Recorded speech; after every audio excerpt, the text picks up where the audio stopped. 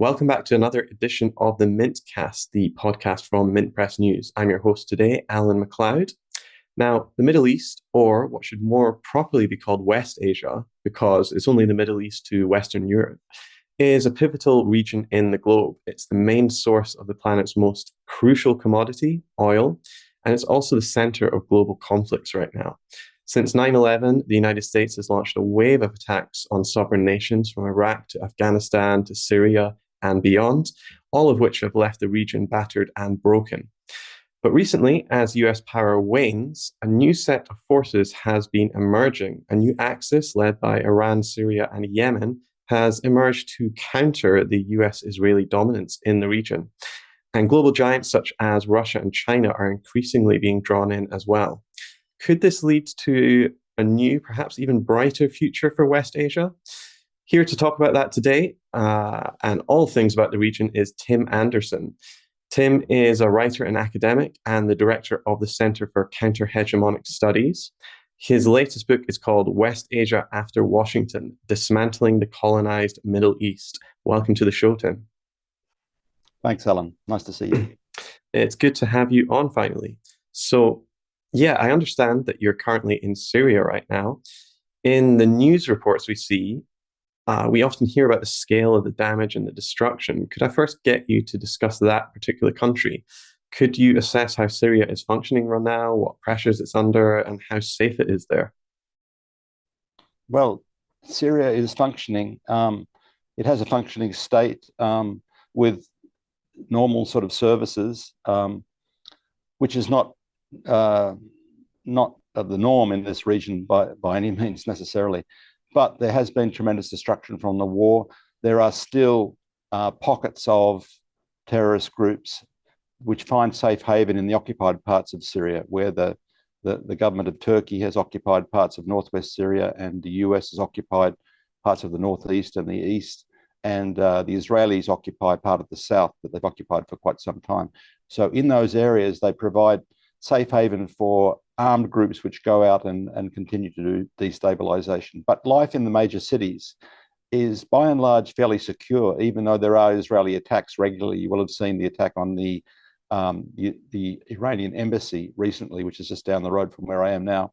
It's a very central part of Damascus. One of my friends had her leg shattered by that. She was walking by it just by bad luck at the time. So there are these occasional attacks on the shrines, on the Shia shrines too, for example. The Israelis have really normalized this, but in a sense, it's become part of normal life in a way. But most of the areas have been liberated from those armed groups over the years, with the exception of those areas that are now directly occupied by three big powers. There is significant economic pressure because of the unilateral sanctions, or these days more properly called unilateral coercive measures by the US and to some extent the Europeans, which make it extremely difficult for even third parties to do business or trade with Syria. It's a type of siege that the US has imposed on Cuba, Venezuela, a number on Iraq, on Lebanon, on Iran. About 20-something countries are under these types of unilateral coercive measures now, and they're almost all from the US and the Europeans. So that economic pressure is very serious. It means that there are great pressures on any outside party that wants to do business with the countries that are under US unilateral sanctions. And that all means that the Syrian currency is very, there's a type of hyperinflation of the currency. Its value has gone down significantly during the crisis. But nevertheless, Syria is one of those countries that actually produces its food, its clothes, a lot of its basic things. So somehow or other, even though salaries are very low, life goes on and people survive in some way. There has been tremendous emigration from the country. A lot of professionals have left, but nevertheless, in a sense, there's a sort of air of normality in a way, relative calm. Well, let's talk about the US then. It currently occupies large swaths of Syria, particularly in the northeast, if I'm not mistaken. But it's been unable to launch the Assad government from power. To what extent has Washington's ambitions been thwarted then? And is Syria finding new partners in Russia, China, and Iran that's helping them out there? Yes, as you say, the plan to topple the government in Damascus failed, largely because the army held together. Syria has a national army which is comprised of all the different communities, all the different sects and religions. It's committed to pluralism, and that's very popular constitutionally in terms of the army. It's very popular, the idea of pluralism and anti-sectarianism in Syria. It's really a haven for minorities in many ways, and that the US tried to use that against Syria, but it didn't really work. So the government remained intact, more or less. The proxy militia, basically, which were Al-Qaeda affiliated for the most part, were defeated where they stood alone. But now, as I said earlier, there is a foreign occupation. Two of the biggest NATO armies, Turkey and the US, and the Israelis in the south are occupying, three powers are occupying the country. And that, as I said, provides a safe haven for these militia, which have always been proxies for those powers, to come in and make occasional attacks and destabilize and try and divide the country. And in the case of the US occupation, it's mainly focused on the Syrian-Iraqi border in the northeast and in the south. And there's one border crossing which is controlled by the Syrians and the Iraqis and the Iranians. And that's constantly bombed because, in my opinion, the main objective of the US occupation here, which is relatively thin, but they make use of their proxy, it's called Qassad here, or the Syrian Democratic Forces. It's a Kurdish-led group.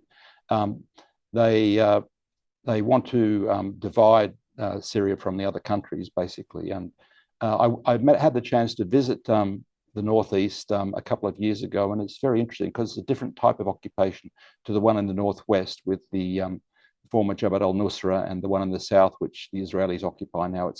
It's a different sort of occupation. It's quite fragile, if you ask me. The Syrian state exists, although you see these maps with yellow areas because it's supposedly controlled by the Kurdish groups. In reality, none of the cities and very few of the major towns are majority Kurdish or held by the Kurds. But that group has some weight there because the US military backs it up. But the US military is mainly concerned about trying to divide the Syrians from the Iraqis and the Iranians and trying to disrupt the connections between them. You know, there's this phobia that you read about in US intelligence and Israeli intelligence magazines they call an Iranian land bridge, which is the idea that Tehran would have access through Iraq, through Syria to the Mediterranean. And the great fear of the Israelis is that would present a united, as they call, axis of resistance here and a threat to the occupation of Palestine. But it's also, in counter-hegemonic terms, it's something would be a great benefit to the region because really the integration in terms of transport, commerce and communications and so on would be a great boon to the region, is what's being held back because of this policy of divide and rule, basically.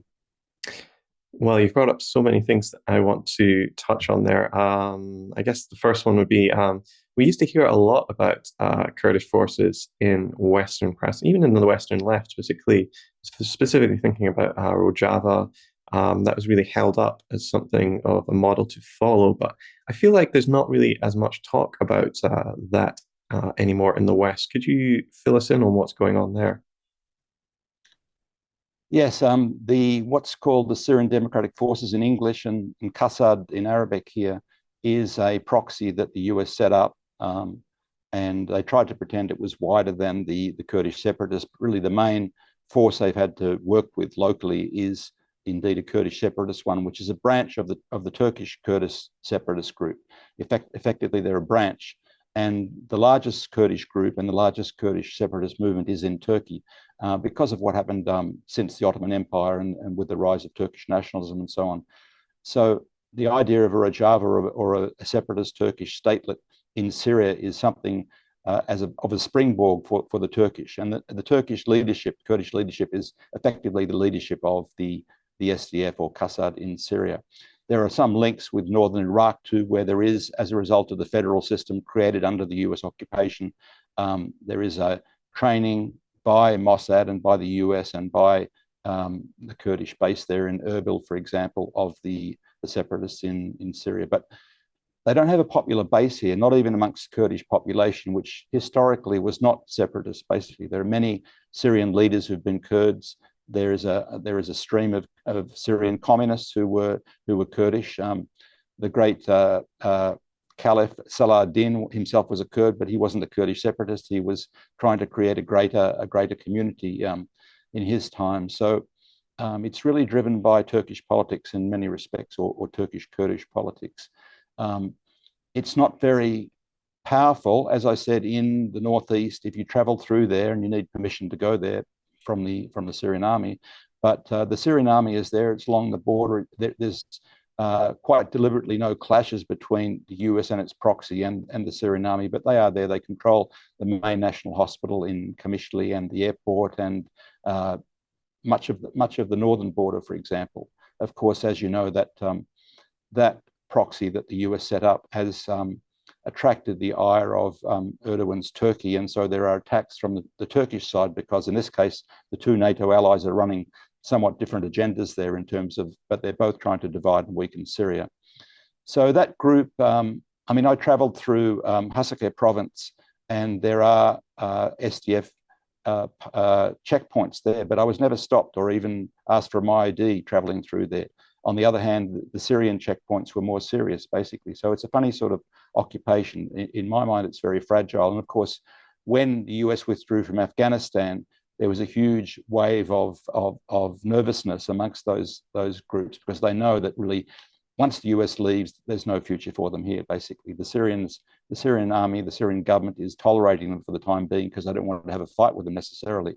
And indeed, the Syrian government armed them when there was some confrontation between ISIS terrorists and the SDF back in some years ago. So there's no direct confrontation going on between the SDF and the Syrian government, but the SDF knows that their days are numbered really when the US pulls out. And the US have even tried to scare some of the Russians, for example, by saying, you know, who's going to fill this vacuum when we pull out, and raising the bogeyman of Iran, because of course Iran is the most important ally of Syria in this region, and the most important independent state that's really got very similar different ideology, but very similar objectives to the Iraqis and the Syrians. Well, in your latest book, you really center Iran as a key piece of the changing region of West Asia. Iran obviously has been helping to arm groups in, you know, Iraq, Yemen, and even Hamas. Could I get your assessment of Iran's role, and particularly what is going on in Palestine right now? How does that fit into this broader picture that you paint? Yeah, Iran's role is very important. And what's not well understood in the West is that while Iran has this religious ideology, and their obsession is this idea of Islamic civilization, they're building their moral force with Islamic civilization, that doesn't transmit to its alliances in the region. For example, in Palestine, and Iran is the major sponsor of the Palestinian resistance, all of the factions, it's not just Hamas, but Hamas is the leading faction in Gaza at the moment. They're, of course, all Sunni Muslims in Palestine. There's hardly any Shia Muslims there. So this is something that crosses those sort of stereotypes that are thrown up in the West about a Shia crescent, and the idea of Iran being some sort of evangelical movement there. With the relationship with Syria, it's interesting because in Syria, religious political parties are banned because they deliberately tried to suppress religious sectarianism.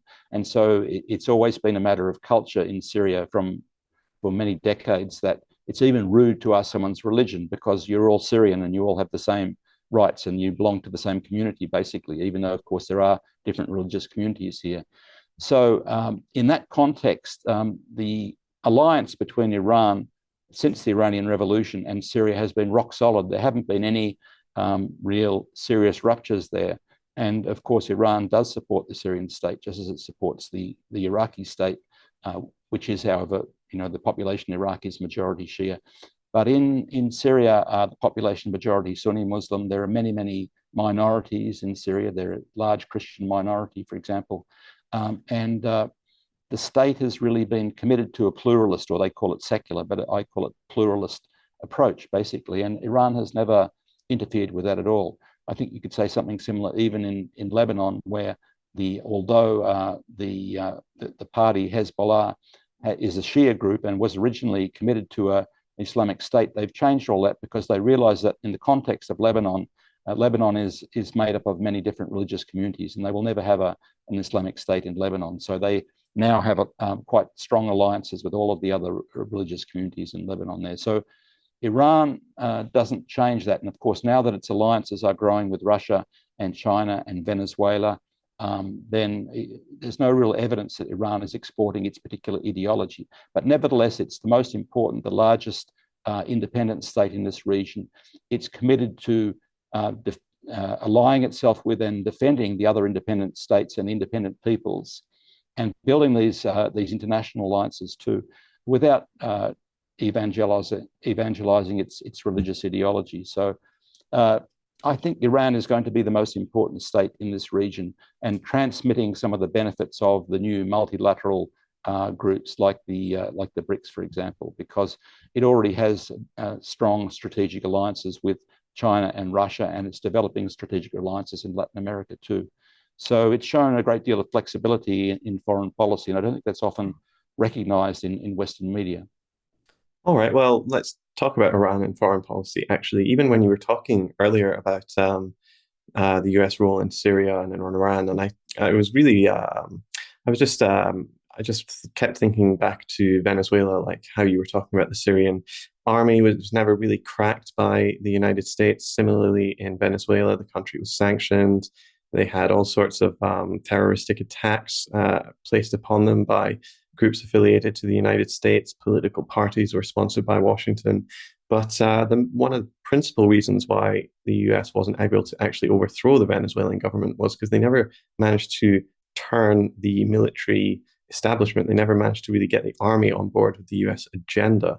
You've been talking about how Iran has been forging links with Latin America and China and Russia, and they're about to join, or maybe already have joined, the BRICS economic union. What sort of impact is that going to have on the region more generally? Well, I think there isn't a strong development of regional blocs here historically, unlike Latin America, which has got 200 years of post-colonial history where they've been talking about unification and so on for many, many decades, really for 2 centuries. In that context, the regional groups are poorly developed. There's an Arab League, which is quite weak, which Iran isn't part of. There's a multilateral group, the Organization of Islamic States, is it? But there isn't really a parallel in West Asia yet for that type of cooperative economic development. But nevertheless, Iran is now a member of BRICS. It's joined BRICS, and its integration with Russia and China is moving very rapidly, actually. In fact, many people argue that since the special military operation in Ukraine, that there's a greater symmetry in the relationship now between Iran and Russia, for example.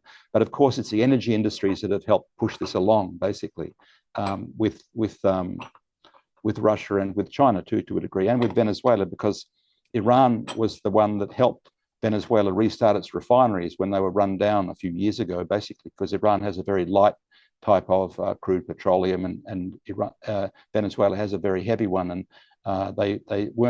Venezuela wasn't independent enough a few years ago to restart their refineries. So Iran helped them in that way and broke the blockade that the Trump administration had tried to put on Venezuela back at that time. So, of course, you've also got the factor that the US, just in the last 2 decades, has imposed its unilateral sanctions on so many countries, many of them being big oil producers. So they began with Iran, they moved to Venezuela, then they moved to Russia, and as a result of that, they were really creating an energy crisis around the world, and they went back to Venezuela just recently to do some sort of political deals to try and give the US companies access to the Orinoco Delta, which is where a lot of the new petroleum discoveries are. So the relationship between Iran and Russia, which are both big energy exporters, and also Venezuela to a degree, and Venezuela's in the queue to join BRICS, but it hasn't joined yet. When Venezuela joins the BRICS members, now that the Saudis are also in BRICS, which is another interesting point, BRICS will have the majority of the energy exporters in the world, basically. Now, there's one other fact I think it's important to mention here in relation to BRICS, and that is that, of course, it's become increasingly popular in recent years, particularly in the global south, but it's also managed to draw in some states in this region which are really seen more as allies, or let's say dependent on the US, like Saudi Arabia and Egypt, for example, and the Emirates, the United Arab Emirates. So those states are now in the BRICS, and sending a signal to many other global South states that it's not just the states that are identified as enemies or targets by the US, but also some other states are able to go into and enjoy the benefits of perhaps greater cooperation with China and Russia and the oil producers, for example. So I think that's something that's an overarching factor, that the growth of BRICS, that's going to influence this region. But Iran's going to remain central to this region in terms of being the single largest independent state with great capacity, with very strong political will, quite a stable government, despite what some of the US media says, quite stable with a very high level of public trust in the government. It's shown by independent polls that the numbers that trust the government are quite high. Trust it strategically, I mean, in terms of what they're doing for domestically. They've made great advances in education and health, in human development generally, and that's flowed through into a level of industrialization, which means that Iran is one of those states that began as dependent on oil exports and now is relatively diversified in terms of industrialization, basically. So it isn't in the trap that some of those oil economies are. You know, the fact they don't have any agriculture, they don't have any industry really. They rely on the rents from fossil fuels. Iran has still it's important, its energy exports, but nevertheless it's developing other sectors quite rapidly. But in relation to sponsoring the Palestinian resistance and the resistance in Lebanon, supporting the Syrian state, supporting the fledgling Iraqi state, which is still going through a whole of growing pains, and supporting the Yemenis, that role of Iran is what makes the US and the Israelis most angry at Iran, why they keep targeting them and using simply the name of Iran as a pretext for attacking and assassinating people in Iran and in the region. Well, yeah, the title of your book is West Asia After Washington, Dismantling the Colonized Middle East. And what you've been saying for the past few minutes makes it sound like you are starting to think that the US is something of a spent force in the region. Is this really the case? To what extent is the United States running out of steam there? And on top of that, what do you think a future West Asia could look like?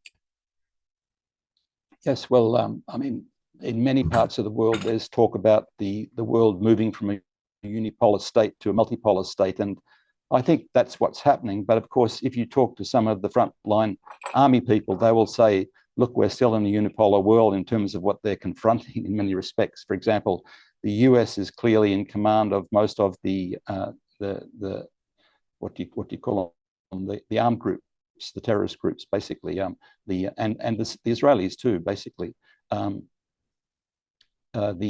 example, the satellite intelligence, the coordination between the US and those armed groups in the Syrian desert, for example, and the Israelis is a similar type of thing. And we saw it before with the war between Iraq and Iran, that the US was giving satellite intelligence and chemical weapons to Saddam to use against the Iranians, for example, and against his internal dissidents, basically. So the same sort of thing's been going on in Syria with the aim of dividing and weakening.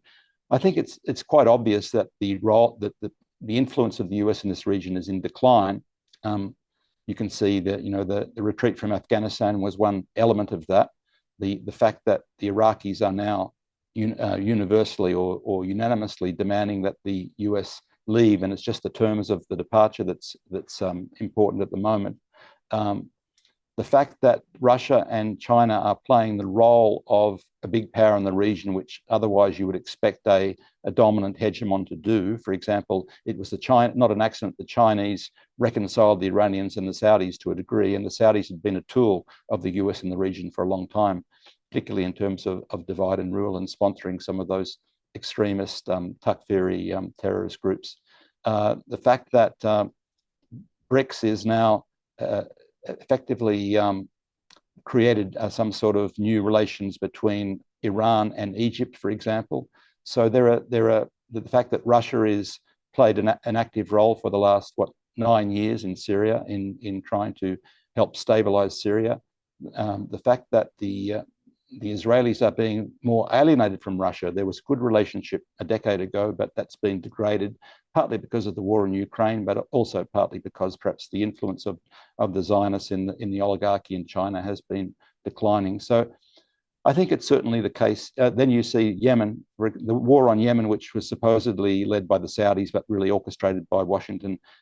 Washington's now giving the green light to the Saudis to go ahead and resume peace negotiations with what they call the Houthi rebels, but which has really been de facto government of Yemen for the last 9 years, basically, because the US wasn't able, and the US and its allies were not able to defeat the Yemenis in that operation in the Red Sea, trying to isolate the shipping from the Israelis, for example. So, and they failed in their objectives in Syria while they're still occupying part of it and trying to destabilize and weaken Syria and keep them divided from Iraq and Iran. So the influence in all respects, and now, of course, let's not forget Gaza and Palestine. Really, the prestige of the Israelis has taken a massive nosedive with this heavily publicized genocide going on in Gaza. Basically, it's discredited the Israelis like nothing before. The Israeli military has been smashed effectively and is highly dependent on international support. It's really living on international support now, and things have changed in the world in relation to Palestine too. So things cannot go back to the way that they were. So clearly the region is in flux, and the influence of the US is in decline. The influence of Russia, China, and BRICS is gradually on the rise here. I don't want to overstate that at the moment because, as I say, the regional organizations here are not very strong. But nevertheless, Iran has been taken to heart in terms of the relationships with Russia and China, and to some extent with Latin America too. Iran has now strategic relationships with Venezuela, Cuba, and also little Nicaragua. What's in that? Partly because they're all under unilateral sanctions by the US, but more than that, the reason that they're under unilateral sanctions is because they actually have a political will to act independently, and that's what the US doesn't seem to tolerate at this time in history. You know this book by Brzezinski, for example, The Grand Chessboard. The idea was to destroy any new and emerging poles of power to maintain the US dominance in the world, and they're particularly obsessed with the relationships between Asia and Europe, and hence, the obsession in West Asia is also to try and avoid the fact that China's Belt and Road and the relationships crossing Asia and Europe. So I think the region's changing. It's not really, we're not in a multipolar world yet, but we're heading in that direction. And one of the key elements of that, of course, is the role of the dollar, or the dictatorship of the dollar, really, which is now deeply resented by many, many countries, particularly in the global south. And there is a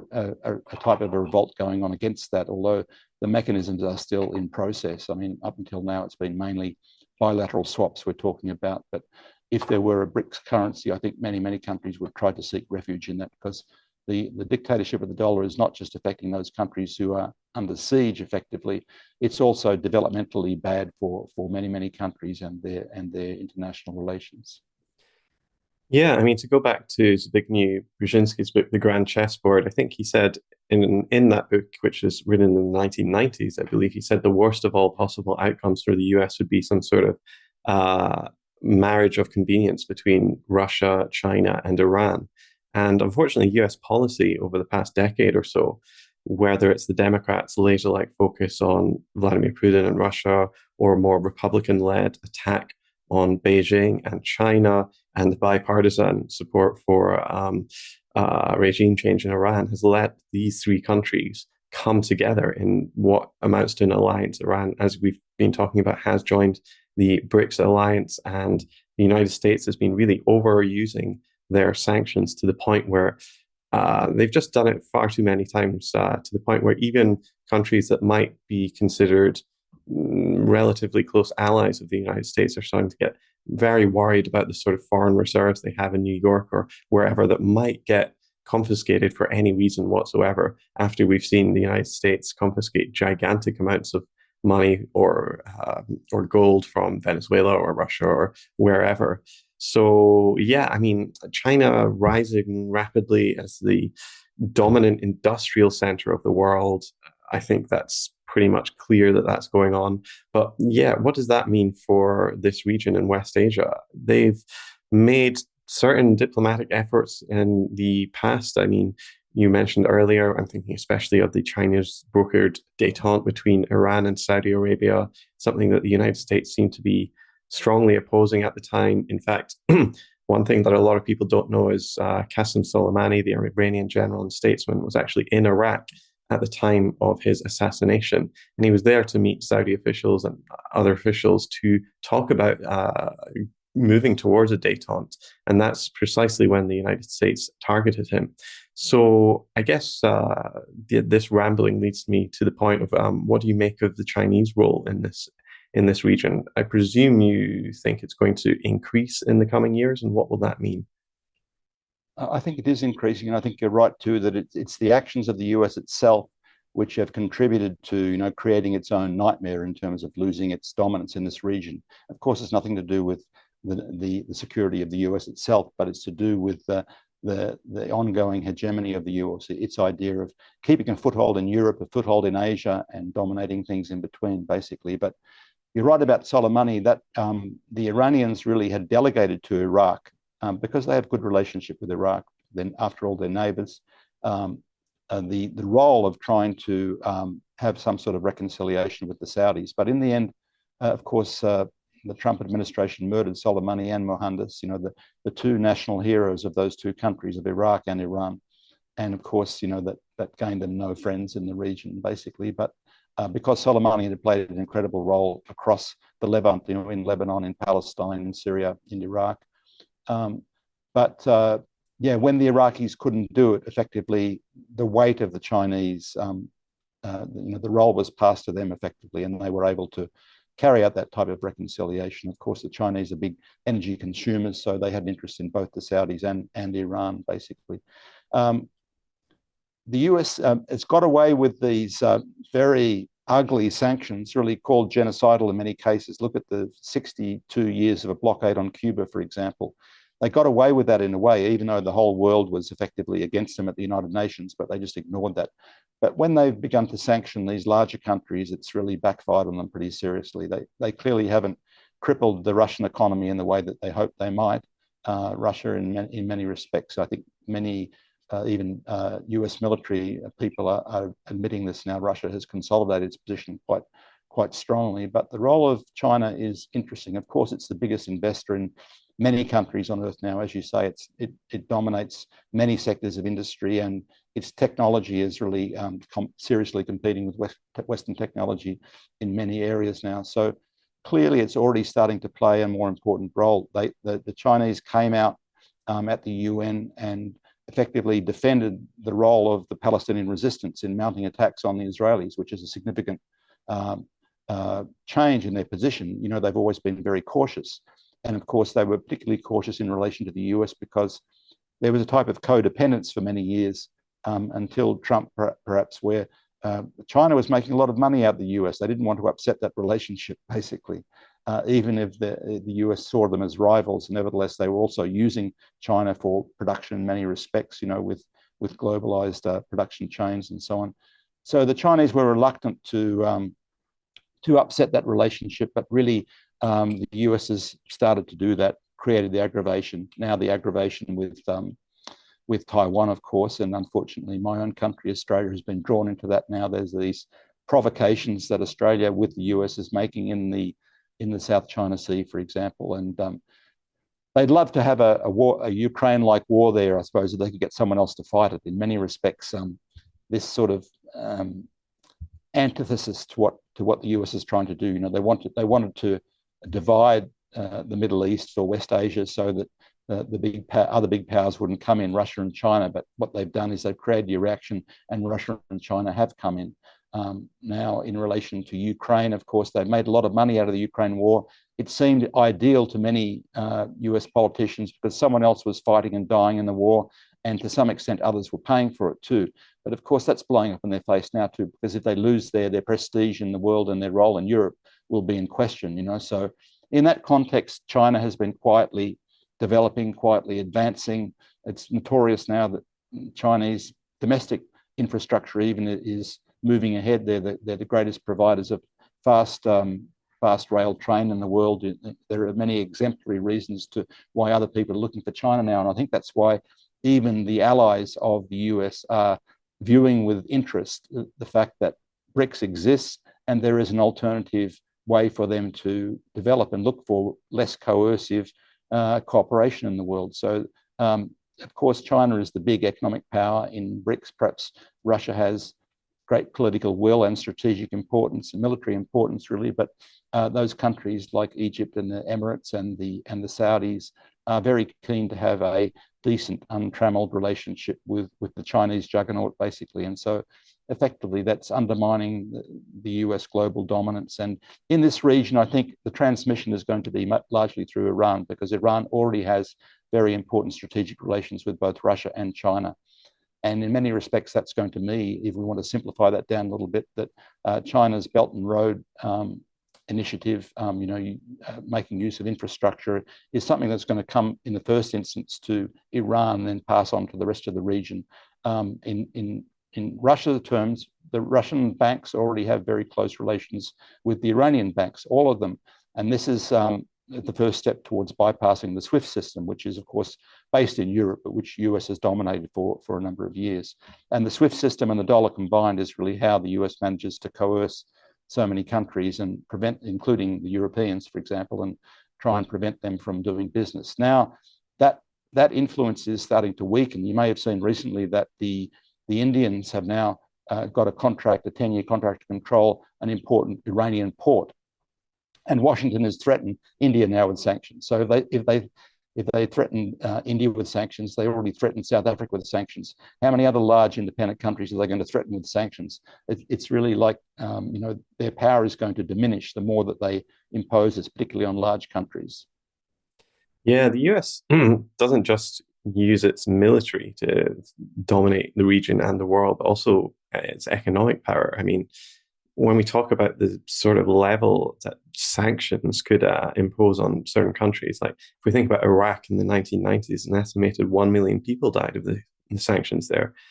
They were officially United Nations backed, but it was the United States that was in charge. In fact, United Nations officials who were in charge of imposing these sanctions, one after another, resigned. Their names: Dennis Halliday, Hans von Stoneck.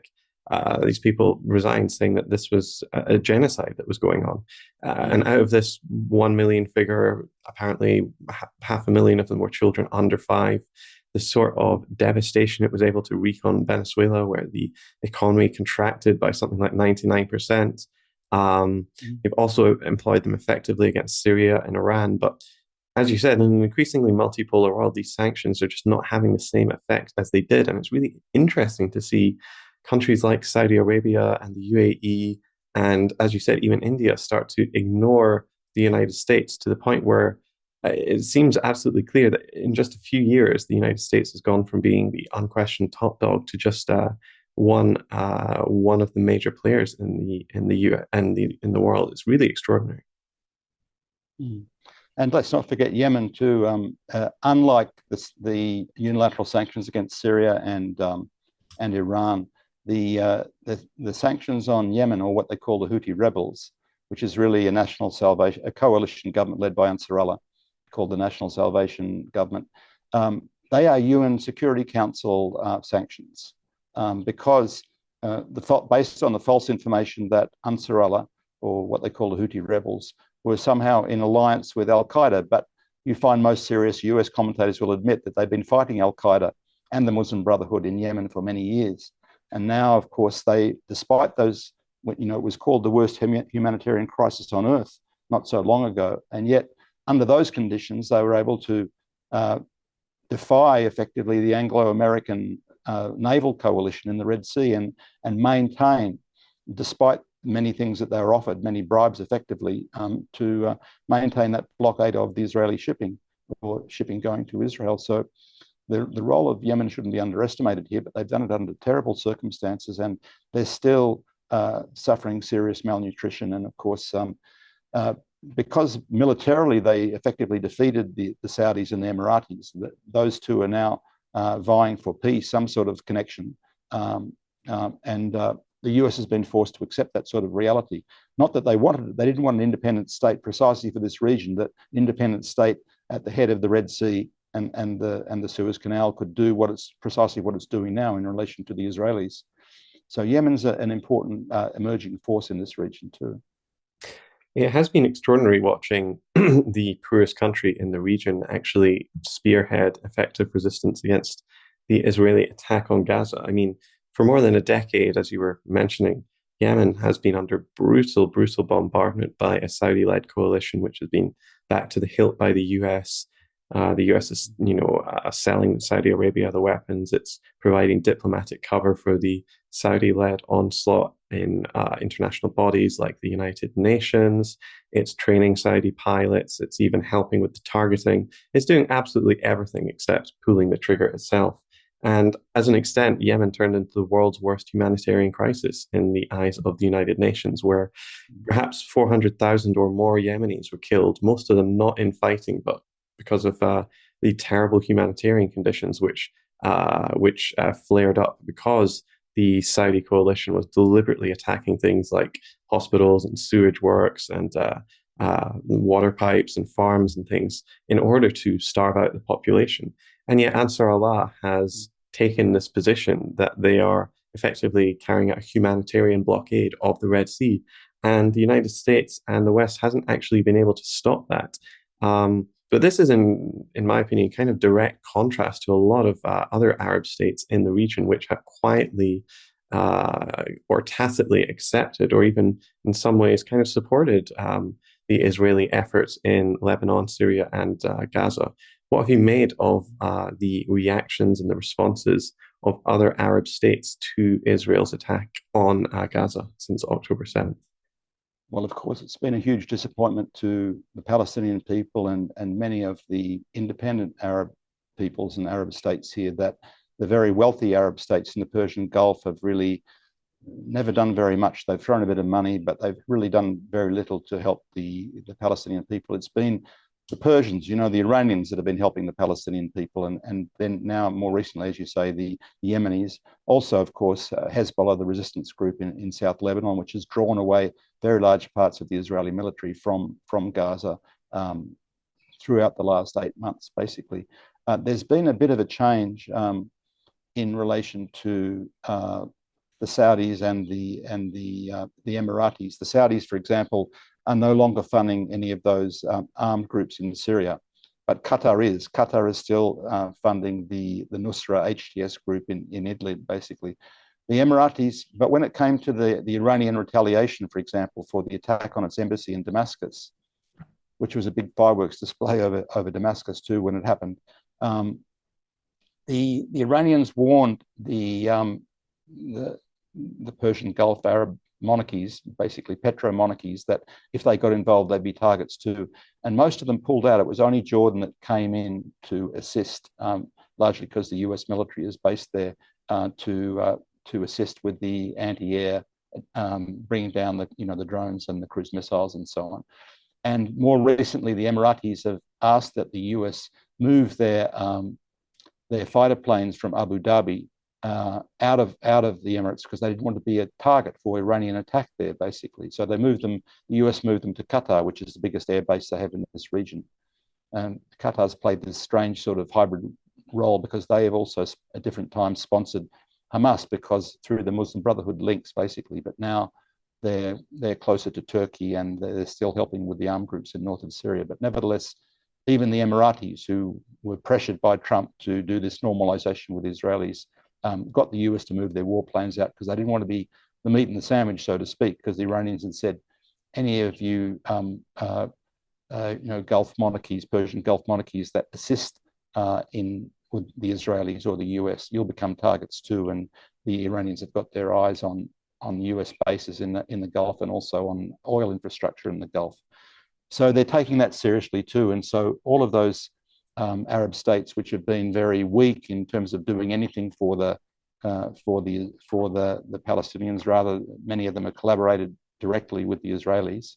The Emirates, Saudi, and Jordan, all of those, and to a lesser extent Bahrain, some of the others.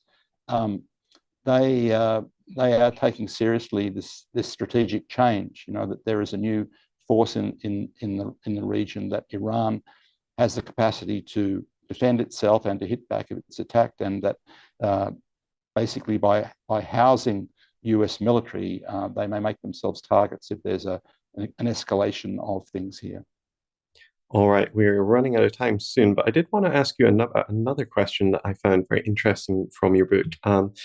It's not something that's really talked about very much. Could you tell us a bit about the purge of Christians from West Asia and Washington's role in it? We often think about the region as being dominated by Islam or Judaism, but we don't really talk about the Christian minorities that have been there for 2,000 years. Yeah, can you fill us in on that? Yeah, well, of course, they are the oldest Christian communities in the world, in this region, in the Levant in particular, in Palestine, in Syria, for example, in Lebanon to an extent too, and used to be in Iraq, the Assyrians. But if you go through, I guess my attention was first drawn to it by looking at northeast Syria and what had gone on there with the largely the Assyrian Christians in the northeast of Syria, where there's a crossover with Iraq and Syria in this respect. But in fact, there had been effectively a type of ethnic cleansing by the Kurdish group, by SDF there, because they're trying to expand their presence in that region to justify the fact that they're trying to dominate the region. But they've never really been a majority, as I said, in any of the cities and only some of the smaller towns. So some of the people in Qamishli were telling me, the former council of Qamishli were telling me that there was this mission that the Israelis were on based in Erbil because they have an alliance effectively with the northern Kurdistan region in Iraq. And they were training the SDF, and they had a particular mission to try and they've got some strategic alliances with some of the Kurdish groups there, let's say, basically. Now, in Iraq, it was somewhat different because it was ISIS that was driving the Christians out of many of the cities there. But of course, ISIS, properly understood, was created by the US through the Saudis there, precisely to weaken Iraq and prevent an alliance between Iraq and Iran. Then it passed across to Syria. So the further ethnic cleansing, and I know because about 10,000 Christians were driven out of Qamishli city, and many of them ended up in my city, in Sydney, Australia, because there was a process of selective immigration favouring mainly Christians in recent years, back in 2018 or so. This was revealed in conversations between former Prime Minister of Australia, Malcolm Turnbull, and Trump back at that time. If we look at Palestine, of course, there are no Israeli Christians in Palestine. They're all Palestinian Arab Christians, basically, and many of the towns and cities in Palestine, like Bethlehem, for example, have been seriously depleted. Now, I met an old Syrian priest in Syria in Damascus here, and he's in his 90s now, but he's been writing successive letters to the popes or successive popes saying, you talk about the Christians being driven out of this region, but you won't point a finger at anyone. You leave it open to the Western myth that it's somehow to do with Muslims in this region. But really, Muslims and Jews and Christians have lived here for many, many centuries together. It was only in recent years that there's been this purge of Christians. And so he was criticizing the successive popes for not pointing the finger at the Israelis or the US, basically. But that's really what's behind it. The US has been behind, despite its claims to be a Christian state in many respects. It's really been the force behind the purging of Christians from Iraq and Syria and Palestine, and there's been a serious diminution of the Christian communities there. They still exist. There are still very ancient churches here in Malula, for example, where they still speak a language very close to Aramaic. There's an old chapel, Hanania, in Damascus, where St. Paul was baptized. There's some very ancient churches in Syria and to some extent in Iraq and in Palestine too. But really, it's been the big push for the US to create this new Middle East, the idea of having a new Middle East that Condoleezza Rice announced in Palestine back in 2006. That's been the force behind Christians being driven out of this region. They're still here, of course. There's still many of them here, but the numbers are seriously depleted. Yeah, and of course, a lot of the most storied and oldest churches in Gaza have been destroyed during the Israeli attack as well. So that's certainly not helping. I'm thinking specifically about the Saint Porphyrius airstrike, which destroyed that classic Greek Orthodox church, there's been a church on that site for well over 1,000 years, getting on for 2,000 there. So yeah, a lot of people don't realize that the Christian minority is actually persecuted in Western Asia to such an extent. Yeah, that's true. Okay, very last question then. Just something that I was wondering about. I saw you describe yourself as a humanist in one of your interviews or lectures. So I wanted to know, how does an Australian humanist come to see such a religiously conservative state as Iran as a vital bulwark against imperialism and one worthy of support? Is that a contradiction, or does it flow so easily?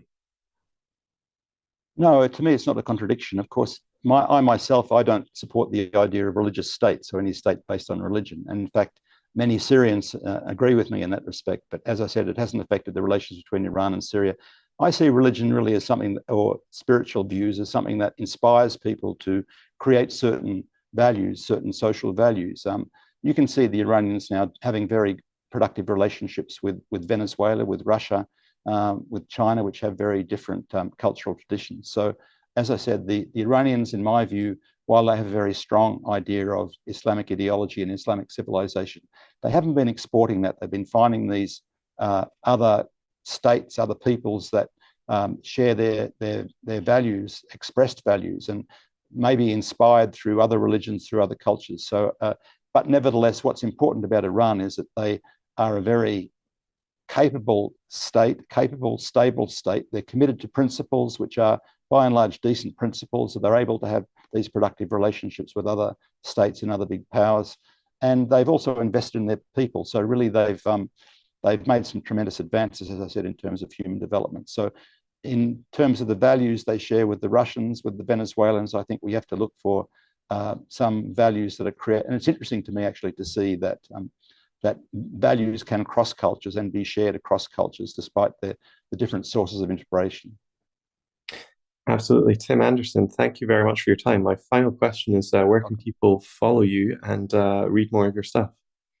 Well, I do have a Twitter account and some other accounts. Meta has largely banned me, but of course, there's my books, the West Asia After Washington, and there's also a website that I run with some others called Center for Counter-Hegemonic Studies. Thank you very much, Tim Anderson, for being on the show today. All right, if you've made it this far, let me just give you a quick pitch for our Patreon right now. We are getting targeted. We are being deranked, demoted, deleted across the board. Our TikTok has been deleted. We've been demonetized from YouTube. Basically, everything is being thrown at us. So if you are in an economic position to help us, please do go over to patreon.com/mintpressnews and become one of our donors. Anything you can give us will go a long way. And if you're not in a position to help us economically, you can still help us by liking this video or bookmarking us or even sharing this content with your friends. Until next time, I'm Alan McLeod signing off for the Mintcast. See you later.